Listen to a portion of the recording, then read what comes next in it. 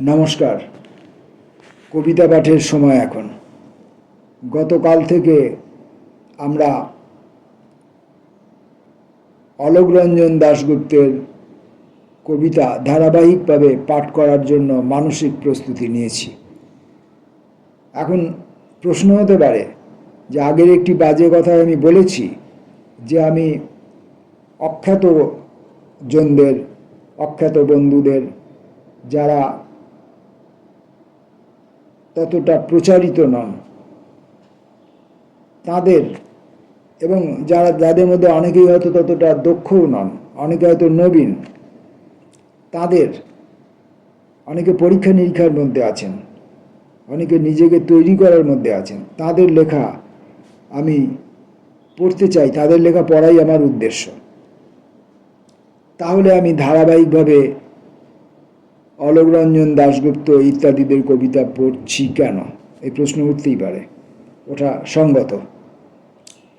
পড়ছি এই কারণে যে এই মুহূর্তে যারা লেখালেখি করছেন তাদের বই অথবা এই মুহূর্তে প্রকাশিত বিভিন্ন পত্রপত্রিকা সংগ্রহ করা আমার পক্ষে একটু অসুবিধাজনক হয়ে উঠছে। আমি সংগ্রহ করতে পারছি না। এবং আগে যেমন ডাক ব্যবস্থার মাধ্যমে বিভিন্ন অঞ্চল থেকে বিভিন্ন পত্রপত্রিকা এসে পৌঁছাতো, সেইটা এই মুহূর্তে প্রায় বন্ধই হয়ে গেছে। লিটল ম্যাগাজিনের সম্পাদকরা এবং লিটল ম্যাগাজিন পত্রিকার গোষ্ঠীদের মধ্যে একটা পরিবর্তনও হয়েছে। সেই পরিবর্তনের কারণ হেতুও পত্রিকাগুলি পাওয়ার একটা সমস্যা হয়েছে। সেটার বিস্তৃত আলোচনায় আমি এখানে আসতে চাইছি না, কারণ সেটি একটি অপ্রিয় বিষয়। তো ফলে মূলত যেটা হচ্ছে যে এই মুহূর্তে যারা লেখালেখি করছেন তাদের বই এবং তারা যেসব পত্রপত্রিকায় লিখছেন সেই পত্রপত্রিকা সংগ্রহ থেকে আমি বঞ্চিত হচ্ছি বা দূরে রয়েছি, বাধ্য হচ্ছি। সেই কারণে তাদের কবিতা পড়ার মধ্যে একটু ঘাটতি হচ্ছে। যদিও আমি মাঝে মধ্যে এখানে ওখান থেকে পুরনো পত্রপত্রিকা খুঁজে বার করে সেখান থেকে কবিতা পাঠ চালিয়ে যাচ্ছি, একদম বন্ধ করেছি তা নয়। কিন্তু একই সঙ্গে আমরা এই কবিতা পাঠের অভ্যাসকে বজায় রাখার জন্য পুরনো প্রতিষ্ঠিত কবিদের কবিতা, যাদের বই বাজারে দোকানে কিনতে পাওয়া যায়, তাদের বই, তাও আমাদের এই দুর্গাপুর অঞ্চলে যে বইয়ের দোকান আছে সেখানে স্কুল পাঠ্য বই ছাড়া কবিতা বই খুব একটা পাওয়া যায় না। গল্প উপন্যাসের বই দুটি একটি ঈষৎ পাওয়া গেলে যেতেও পারে, কিন্তু কবিতার বই পাওয়া যায় না। আর কবিতার বই যা পাওয়া যায় সে আপনার সেই পুরনো আপনার রবীন্দ্রনাথ, জীবনানন্দ, 20-এর দশক, 30-এর দশক, 40-এর দশক, এই মুহূর্তের যে যারা কবি, এই মুহূর্তে যারা লিখছেন, এই মুহূর্তে যারা প্রবীণ এবং এই মুহূর্তে যারা নবীন, তাদের কবিতার বই দুর্গাপুরের বইয়ের দোকানগুলিতে মেলে না।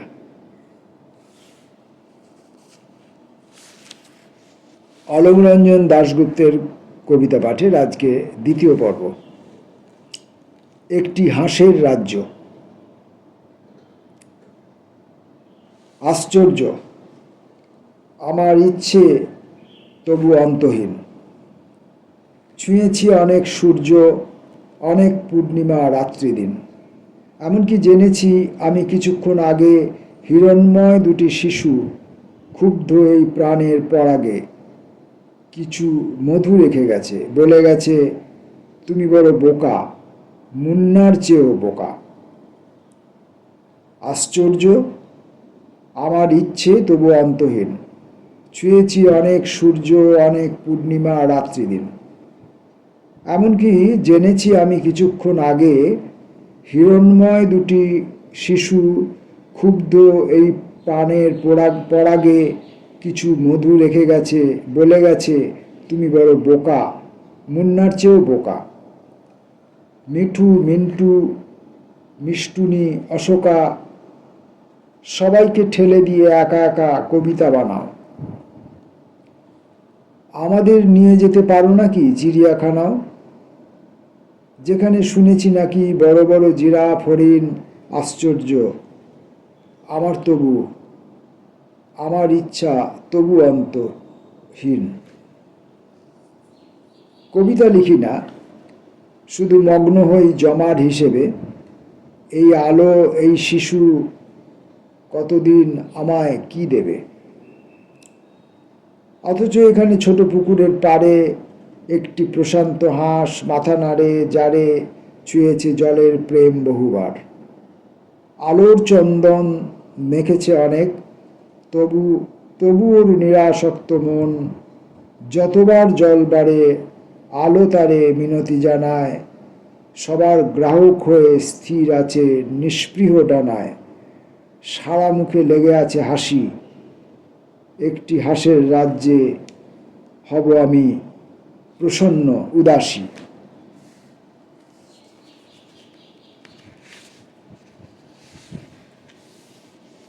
অন্ধ বাউল।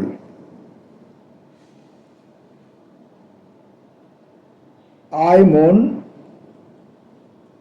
আয় তাকে মন করবি চুরি। আয় তাকে মন করবি চুরি, সে আছে কোথায় কেউ জানে না। অথবা সে যেন অধরা সুবাস, হাওয়ায় ছড়ানো হাসনু হেনা। আয় তাকে মন করবি চুরি, সে আছে কোথায় কেউ জানে না। অথবা সে যেন অধরা সুবাস, হাওয়ায় ছড়ানো হাসনু হেনা। কি বললি মন? হাসনু হেনা সে, অতিরঞ্জন স্বভাব তোর। উপমা খোঁজার অলিক বিলাসে, মেলে না অচিন বৃন্তডোর। বরং আমার পরামর্শ নে, তার দিকে আর চাস নে তুই। তবে সে হয়তো ধারাবর্ষণে অমল প্রেমের সজল জুঁই। তোর হাতে রেখে তোরই হাত ধরে চিরদিন যাবে দূর প্রান্তরে। না না, কাজ নেই, আয় বরঞ্চ তার স্বার্থের স্বর্গপুরী থেকে তাকে আনি ছিনিয়ে। মঞ্চ সাজাই তাকেই নায়িকা করে। কি বললি মন? তাহলেও বুঝি ঘৃণায় হবে সে আগুন ঝুরি। অন্বেষণের অন্ধ আয়না ছুঁড়ে ফেলে ঘরে আয় রে আয়। তাকে খুঁজে আর কেউ তো যায় না, তোর কেন তবে একার দায়। অন্য কাননে যাস নে রে চোর, নিজেকেই আয় করবি চুরি। যাকে চেয়েছিস গোপনে সে তোর বুকের আকাশে স্থির বিজুলি। এই যে অলোকরঞ্জন দাশগুপ্তের এই যে আমরা কবিতাগুলি পড়ছি, প্রমাদ থেকে প্রকাশিত কবিতা সমগ্র। এর প্রথম প্রকাশ সাল 1988। 1988-তে প্রকাশিত। সময়ের কারণেই হোক অথবা বাণিজ্যিক প্রকাশনা ক্ষেত্র, তাদের সীমাবদ্ধতা বা তাদের অনভিজ্ঞতা বা তাদের আন্তরিকতার অভাব, যে কোনো কারণেই হোক, আমি প্রতিষ্ঠিত প্রকাশক সংস্থাকেই বলছি যে তাদের আন্তরিকতার অভাব।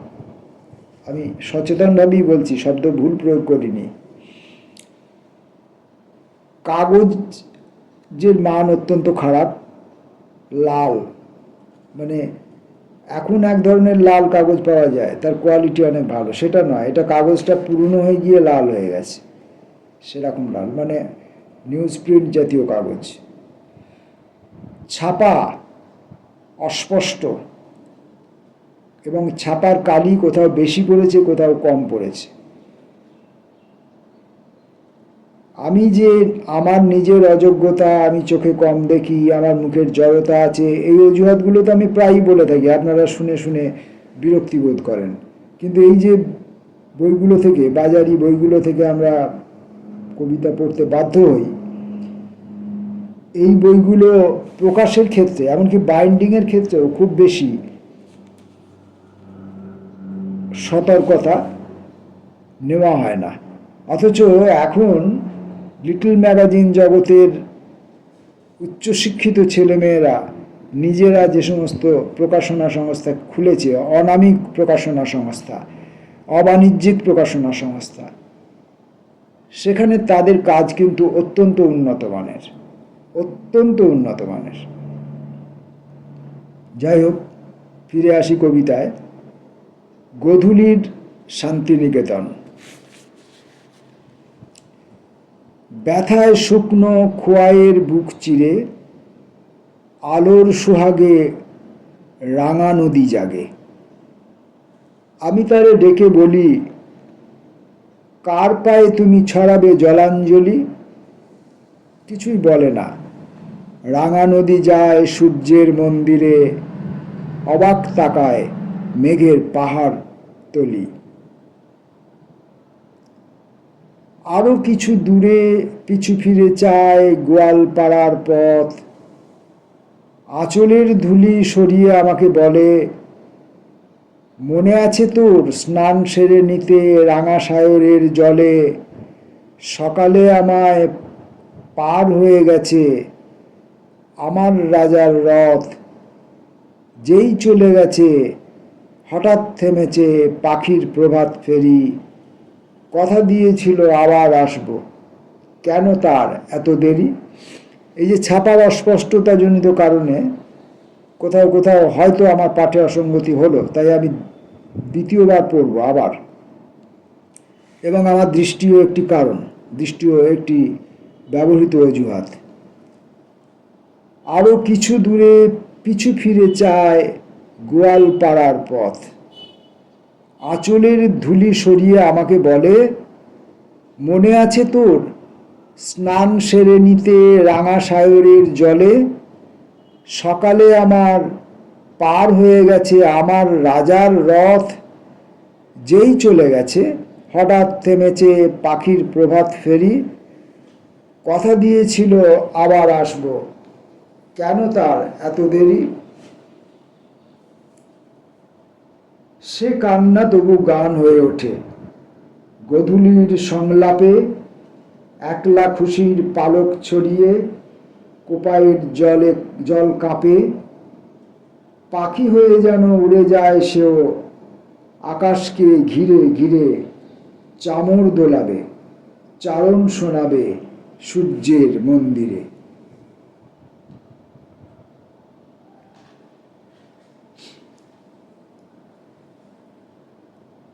এই ছাপা কবিতাগুলি ছাপাটা যে কতটা অস্পষ্ট, কতটা অসুন্দর, সেটার ছবি তুলে আপনাদের কাছে একটা নমুনা রাখাই যেতে পারে। আমার ঠাকুমা। বীতনিদ্র পিতামহ ৮৬ কোঠা ছুঁয়েছেন এই তো ২ মাস আগে।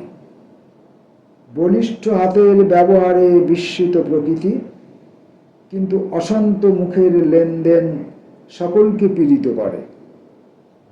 বিশেষত সঙ্গিনীর কাছে সে মুখ নিষ্ঠুর, তীব্র, দুর্বিষহ বিশেষণ ছুঁড়ে তাকে নির্যাতন করে। কিংবা যদি আনাচে কানাচে ভুলের নজির মেলে, তাহলে তো কথার প্রহারে ৩ প্রহরের পূর্বে জ্যোতিচিহ্ন পড়বে না রোদ্দুরে। দুরন্ত বেগে তিনি বাক্যবান বিদ্ধ করতে থাকেন। আবার পড়ি জায়গাটা। বীতনিদ্র পিতামহ ৮৬ কোঠা ছুঁয়েছেন এই তো ২ মাস আগে। ঘুম নাই, বয়স ৮৬। বলিষ্ঠ হাতের ব্যবহারে বিস্মিত প্রকৃতি।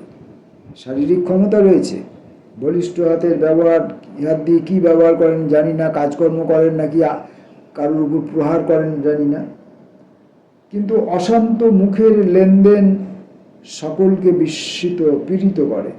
কিন্তু অশান্ত মুখের লেনদেন সকলকে পীড়িত করে, বাক্যবান সকলকে কষ্ট দেয়। বিশেষত সঙ্গিনীর কাছে সে মুখ নিষ্ঠুর, তীব্র, দুর্বিষহ বিশেষণ ছুঁড়ে তাকে নির্যাতন করে। কিংবা যদি আনাচে কানাচে ভুলের নজির মেলে, তাহলে তো কথার প্রহারে 3 প্রহরের পূর্বে জ্যোতিচিহ্ন পড়বে না রোদ্দুরে, এরকম ব্যাপার। একঠায় দাঁড়িয়ে পায়ে ক্লান্তি নামে মনেও হবে না, এক ঠায় দাঁড়িয়ে পায়ে ক্লান্তি নামে মনেও হবে না। এদিকে বাক্যের বাণ বন্যার মতন মেতে উঠে ভর্ৎসনা ছড়াবে, আর এইভাবে অনর্গল ফেনা নিকটে নিক্ষিপ্ত হবে 12 মাস শুষ্ক ওষ্ঠপুটে। বহুদিন থেকে এরা দুজনেই শহর বিদ্বেষী। সাঁওতাল পরগনার গ্রামে উদ্বোধিত যুগল হৃদয় অপার্থিব সুখ খোঁজে। সাঁওতাল পরগনার গ্রামে উদ্বোধিত যুগল হৃদয় অপার্থিব সুখ খোঁজে। পরস্পর বিরোধী উভয় সংশয়িত প্রাণ কবে কোন পথে পরস্পরমুখী হতে পারে, সে হিসেব মনে মনে করি। কম বেশি ভুল হয় জানি, তবু বহু নিচে কোনো ফল্গু স্রোতে মিশেছে ওদের সত্তা ঢেউ হয়ে। তার সে সন্ধান সপ্রমাণ দিতে পারে কে এদের। কে নেবে সে ঝুঁকি, এখনো মেলে না কুল এ চিন্তার। ধর্মের জগতে দুজনেই একই পথ, মর্মের জগতে এত একা নিজেকে ভাবেন বলে ব্যক্তিগত সুখ দুঃখ প্রাণ অহর্নিশ কুণ্ঠাগত। কখনো শান্তির নেই দেখা। বিক্ষুব্ধ শিরায় ছাওয়া ঠাকুমার শীর্ণ হাত কাঁপে সারাদিন। তাদেরও তো লক্ষ্য কাজ, ভোর থেকে রাত দেখছি সারাক্ষণ ব্যস্ত তারা। সূর্যের উত্তাপে যেটুকু মহার্ঘ ঢেলে যথেষ্ট তা নয়। জপমালা আবর্তিত সর্বক্ষণ, দুবেলা আহ্নিক, হরিনাম, গীতা, চণ্ডী, রামায়ণ পাঠ, সূর্য প্রণামের পালা, ব্রত উদযাপন, আর সবশেষে স্বামীর সমীপে বোঝাপড়া। ঠাকুমার সব আকাঙ্ক্ষার পরিণাম হারায় দিনের বৃত্তে। পরিশ্রমে ক্রমশ দুহাত দুচোখ বিশ্রাম চায়, প্রার্থনায় নিয়োজিত হবে, কাম্যফল মেলে কই। এর চেয়ে নির্বাণের দ্বীপে মুক্তি যদি নেওয়া যেত সান্ত্বনার সমুদ্র বলয়ে, তার ঢের দেরি আছে। 73 অতিক্রান্ত, তবু অতৃপ্ত বাসনা। বলো, পৌত্রের বিবাহ দেখে যেতে কে না চায়? তাই আরো দীর্ঘ অপেক্ষায় জবুথবু হতে হবে। হন দাদু বিরূপাক্ষ, তবু চুপি চুপি শতায়ু হবেন তিনি কামনার মোম জেলে জেলে। সাঁওতাল পরগনার গ্রাম মন্ত্রমুগ্ধ, রাত্রির সংকেতে ভয় নেই। ঠাকুমার হাত কাঁপে কুপি, বাড়ির বারান্দা কাঁপে সে আলোয়। বাঁশবনের গায়ে জড়সড় পাতা কাঁপে বনভূমি। তাকে ফেলে কুপির করুণ আলো অগ্রসর, হয়তোবা ভূমা যে এখনো দূরগম্য তাকে খুঁজে নেবে। নিরুপায় প্রান্তরে দাঁড়িয়ে যেন বড় একা আমার ঠাকুমা।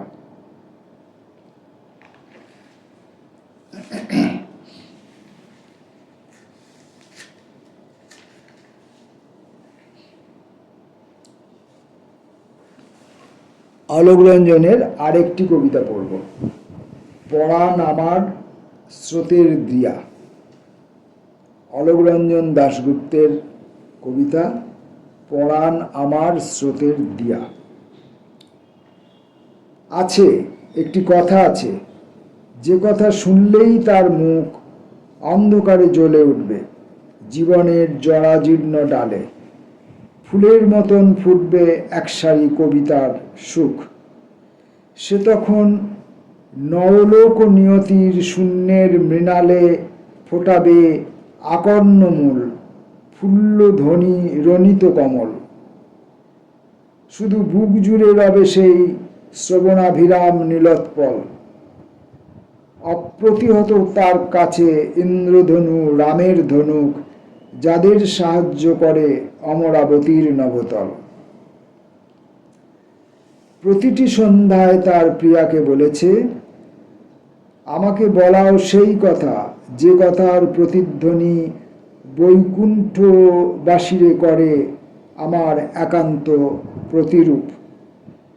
শুনে সে দর্পিতা এক দেবতার দিকে চলে গেছে, কারণ দেবতা সে তো অবান্তর সৌন্দর্যের স্তূপ। পুরাণে যাদের করায়ত্ত ছিল মৃত সঞ্জীবনী।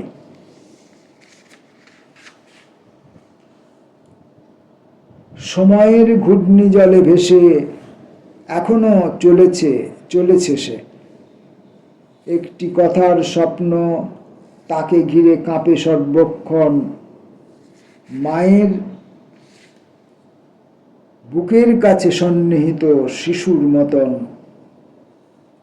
কি সে কথা, ঘাটে ঘাটে যে কথার টানে আজও তার বেলা কাটে, আকুল পাথার শুধু জানে। এই যে অলোকরঞ্জন দাশগুপ্ত এবং এই সময়ের অনেক কবির কবিতা পাঠে আমার হোঁচট খাওয়া, অস্বাচ্ছন্দ্য বোধ করা। কবিতাগুলি পাঠে আনন্দ পাওয়া যাচ্ছে। আমি যখন কবিতাগুলোকে পাঠ করছি, যখন ওটাকে আমি আমার নিজের এখনকার আমার মুখের ভাষায় ওটাকে আমি রূপান্তরিত করছি, অনুবাদ করছি, তখন বেশ আনন্দ পাচ্ছি।